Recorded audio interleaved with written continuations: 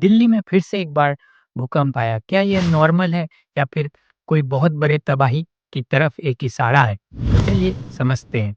दिल्ली के भूकंप को समझने के लिए हमें ज्योग्राफी को समझना होगा। दोस्तों, हमारी धरती एक सॉलिड बॉल नहीं है। इसके ऊपर लेयर्स हैं जिसे हम क्रस्ट कहते हैं। ये लेयर्स अलग-अलग टुकड़ों में बटे हुए हैं। 7 मेजर टुकड़े हैं और बहुत सारे छोटे-छोटे माइनर टुकड़े हैं। इन टुकड़ों को ही हम प्लेट्स कहते हैं। ये प्लेट्स जो हैं कंटिन्यूअसली मूव किए जा रहे हैं।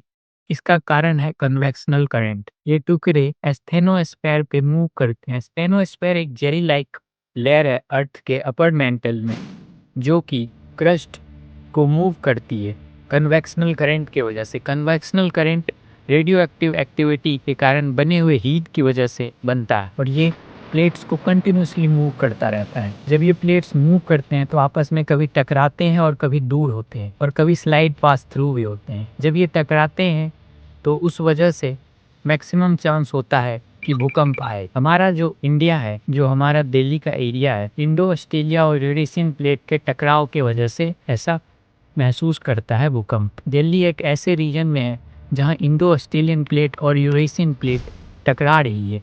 जब ये प्लेट पुश करती है तो स्ट्रेस बिल्ड होता है और एकदम से एनर्जी रिलीज होता है और तब आता है भूकंप। दिल्ली सेस्मिक जोन 4 में आता है, जो हाई रिस्क जोन है। इसका मतलब यहाँ मॉडरेट टू स्ट्रॉन्ग अर्थक्वेक आ सकता है। सिर्फ प्लेट का टकराव ही नहीं, दिल्ली के नीचे फॉल्ट लाइंस भी हैं, जैसे दिल्ली हरिद्वार वेज और महेंद्रगढ़ देहरादून फॉल्ट। जब ये मूव करती है तब भी दिल्ली हिलता है। तो क्या करना चाहिए हमें भूकंप के टाइम में? हमें पैनिक नहीं करना चाहिए, क्योंकि चारों तरफ तो बिल्डिंग ही बिल्डिंग है। बाहर निकल के भागेंगे, बिल्डिंग ही तब भी मरेंगे।